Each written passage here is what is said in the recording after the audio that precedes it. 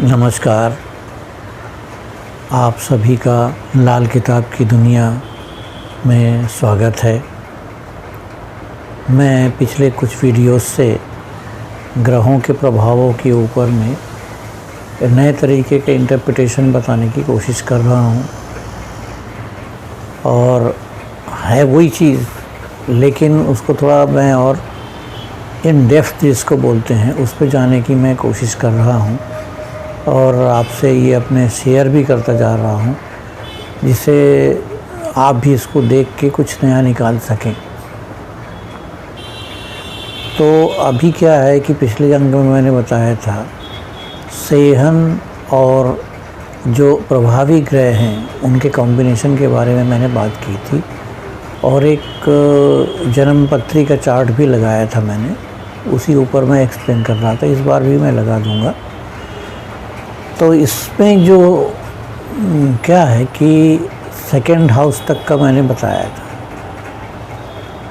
अब मैं एक स्पेशल घर, दो घरों का लूँगा, उसके बाद मैं लूँगा जो लाल किताब में ज़्यादा मेंशन किया गया है।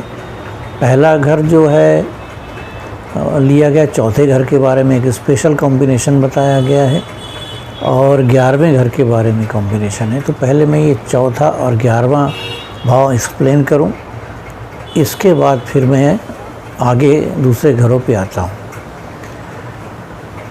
तो चौथे घर से शुरू करता हूं। चौथे घर के बारे में ये बताया गया है इसमें कि चौथे घर में जो भी ग्रह आए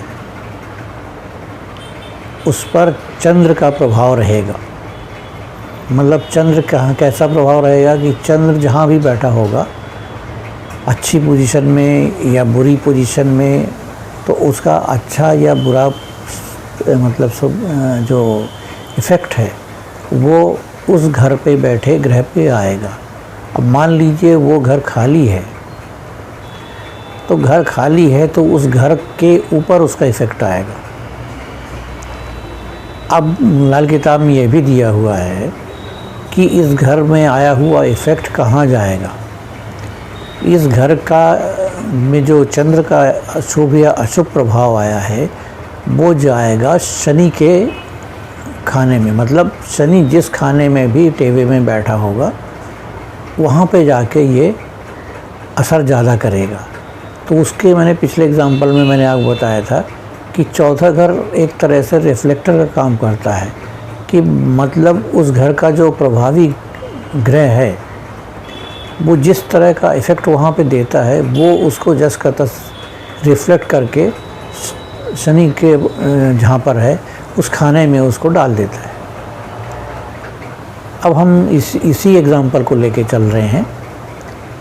शायद इसके बारे में मैंने थोड़ा बोला भी है आपको कि चौथे घर को लेते हैं। चौथे घर में हमने बोला कि इसका इफ़ेक्ट चंद्र वाला इफ़ेक्ट होगा, उन्हें चंद्र जैसा होगा वैसा ही इसका स्वभाव होगा और शनि पे जाएगा। इसको मैं दोहरा इसलिए रहा हूँ कि थोड़ा कन्फ्यूजन ना हो। तो ये जो जन्म पत्री लगी हुई है इसमें आप देखिए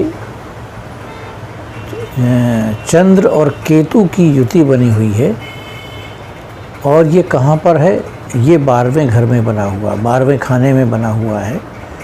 तो चंद्र और केतु की युति जो है ये ग्रहण योग कहलाती है। मतलब चंद्र को ग्रहण लगा देता है। चंद्र की जो भी प्रॉपर्टी होती है, जो भी गुण होते हैं, उससे रिलेटेड जितने वस्तु होते सब पे ये ग्रहण का असर करता है।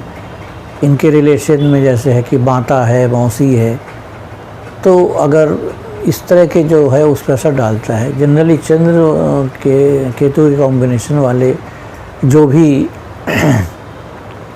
जातक हैं उनको माता का सुख का कुछ कमी ज़रूर रहती है। जैसे मैंने बहुत से केसेस देखे हैं ऐसे कि जिसमें ऐसे नेटिव का जब जन्म होता है चंद्र केतु कॉम्बिनेशन वाले का, तो उसकी माँ की तबीयत बहुत ख़राब हो जाती है। मतलब बिल्कुल जिसको कहते हैं लाइफ एंड डेथ की पोजीशन बन जाती है। और इस कारण क्या होता है कि उसके जो बचपना जो है वो माँ के पास कम गुज़रता है, आया के पास ज़्यादा गुज़रता है, क्योंकि माँ में इतनी कैपेसिटी बचती नहीं है शारीरिक रूप से कि वो उसको पूरी देखभाल कर सके। लेकिन जब जो जिनके पास ये साधन नहीं है वो जस्ट कुछ भी करके करते हैं ये, लेकिन जिनके पास थोड़ा बहुत साधन है तो वो इस तरह से कर लेते हैं। तो उसका पालन पोषण भी माँ की छत्र छाया में कमी होता है कि क्योंकि उस पर ग्रहण लगा हुआ है। इसको और मैं आगे बताऊंगा कि चंद्र केतु का ग्रहण क्या क्या असर दे सकता है। चंद्र केतु का ग्रहण हुआ तो और कहाँ पे हुआ, इसके 12वें घर में हुआ। 12वां घर जो है ये दो तरह से होता है। 12वां घर यहाँ पे शुक्र जो है उच्च का प्रभाव देता है और ये गुरु की जो है अपनी राशि मानी जाती है। अब देखिए हम इसी टेवे को एग्जांपल लेके डिस्कस कर रहे हैं। तो शुक्र के ऊपर असर क्या डाला इसने, चंद्र केतु ने शुक्र के ऊपर भी असर डाला और गुरु के ऊपर भी असर डाला। अब ये तीनों का कॉम्बिनेशन कहाँ पे जाएगा, सीधा जाएगा शनि यहाँ पर बैठा है वहाँ जाएगा। तो शनि कहाँ पर बैठा है आप देखिए, शनि लगन में बैठा है। लगन का शनि नीच माना जा रहा है। तो ये जो अशुभ प्रभाव इसके जितने हैं अशुभ ही लेंगे। चंद्र केतु का जो कॉम्बिनेशन है ये कोई शुभ तो है नहीं, तो इसका अशुभ प्रभाव कहाँ पे गया, ये गया शनि पे। और शनि की पूरी दृष्टि पड़ती है 7वें घर पे। 7वां घर वैवाहिक सुख का घर भी है, पार्टनरशिप का घर भी है, बिजनेस में है तो वहाँ पे गया। तो क्या हुआ कि इस तरह के जातक में एक बड़ी भारी असंतुष्टि ये मिलती है कि खुद तो असंतुष्ट रहता ही है, क्योंकि चंद्र केतु की युति जो है उसके दिमाग को चैन नहीं लेने देती और वो 12वें घर में है। तो उसको इस तरह के जातक को ये वाली युति जो है इंसोम्निया से भी पीड़ित कर सकती है, मतलब रात में नींद सही तरीके से नहीं आना और दिमाग में कई चीज़ें ऐसी हो जाती हैं कि मतलब जो समझ में नहीं आती इनको कि मेरे साथ ऐसा क्यों होता है। अक्सर ऐसे लोग रास्ते भी भूल जाते हैं बहुत जल्दी, मतलब जिस रास्ते से अगर कहीं जा रहे हों ये, उस रास्ते से ये 10 बार या 50 बार भी निकल जाएं तो वो रास्ता इनको उतना याद रहता नहीं है। तो ये चंद्र केतु का युति है, ये वाला हुआ हिस्सा। दूसरा ये है कि माता का सुख नहीं मिलता। तीसरा मन में भ्रम की स्थिति रहती है। और चौथे इसमें क्या रहता है इसमें कि अब ये चंद्र का प्रभाव शनि पे गया तो अब इसमें हम थोड़ा और एक्सटेंड कर देते हैं। शनि जिन जिन भावों का मालिक है वहाँ भी ये प्रभाव तो जाएगा ही जाएगा, मतलब 10वें और 11वें पे जाएगा ही जाएगा। तो इस तरह जहाँ जहाँ शनि की दृष्टि है, 3-10 की दृष्टि है, 3-10 वाले घर में भी इनका प्रभाव जाएगा।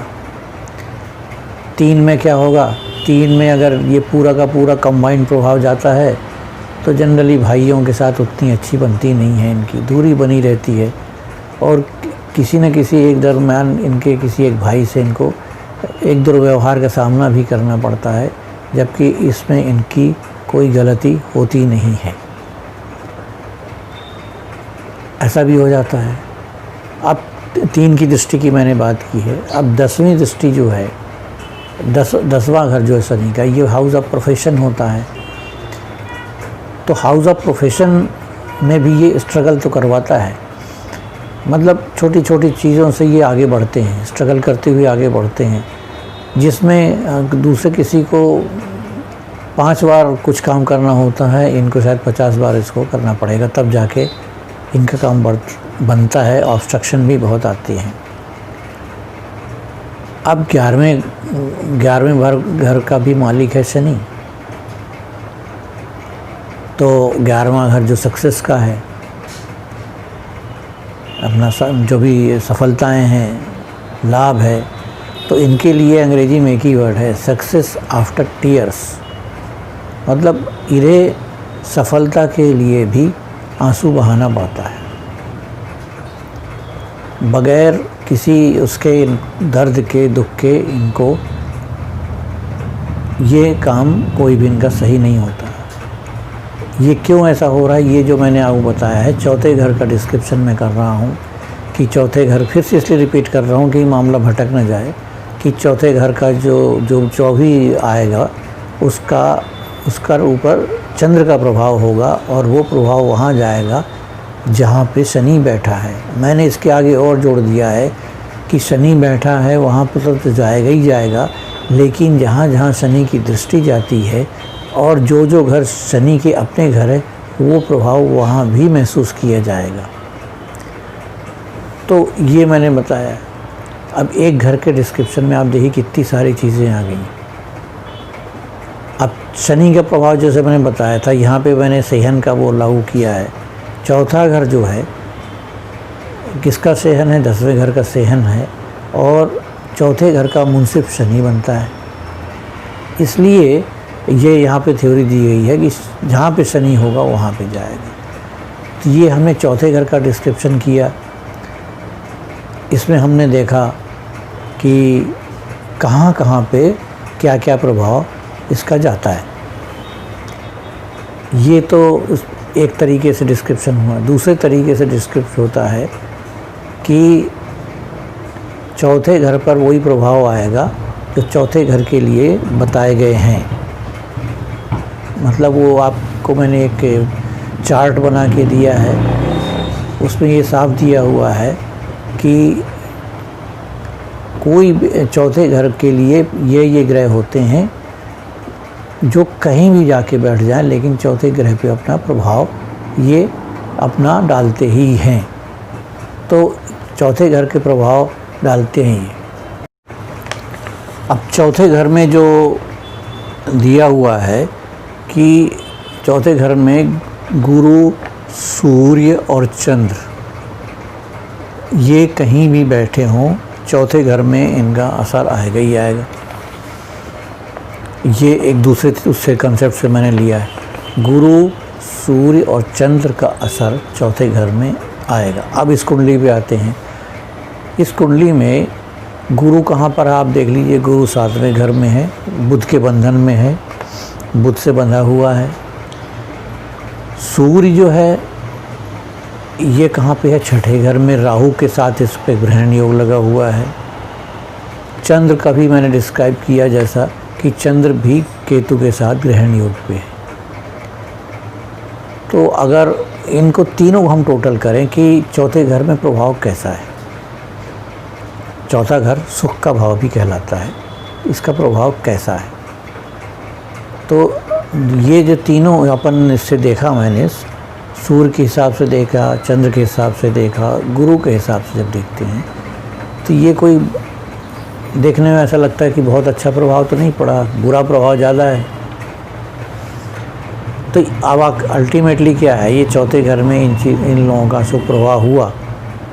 लेकिन एक चीज़ इसमें देखने की बात ये होती है कि लाल किताब में जैसा कहा गया है कि कोई भी ग्रह बहुत दिनों तक शुभ या अशुभ प्रभाव वाला नहीं रहता है।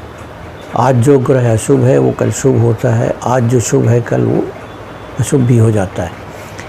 अब इस थ्योरी को भी इसमें जब अप्लाई करते हैं तो इसमें ये देखते हैं कि ये अर्ली एज, ये स्ट्रगल और ये जो जितनी चीज़ें हैं ये कम से कम 33 to 34 इयर्स की उम्र तक इसकी इसका ज़्यादा प्रभाव रहता है। उसके बाद इनकी जो स्थिति है सुधरनी शुरू होती है और एक आगे अच्छी लाइफ भी लीड करते हैं। तब तक अच्छी लाइफ लीड करने के आने तक ये जो इनकी उम्र होती है एंजॉय करने की, वो तकरीबन ख़त्म हो जाती है। वो इसलिए कि मैक्सिमम जो अशुभ प्रभाव है वो इनके ऊपर हावी रहता है, और जब वो अशुभ प्रभाव की हिसाब ख़त्म होता है, शुभ शुरू होता है, तब जाके इनको रिलीफ मिलता है। तो अब अगले वीडियो में मैं आपको 11वें घर का जो अलग से एक्सप्लेनेशन दिया है उसके बारे में बताता हूँ।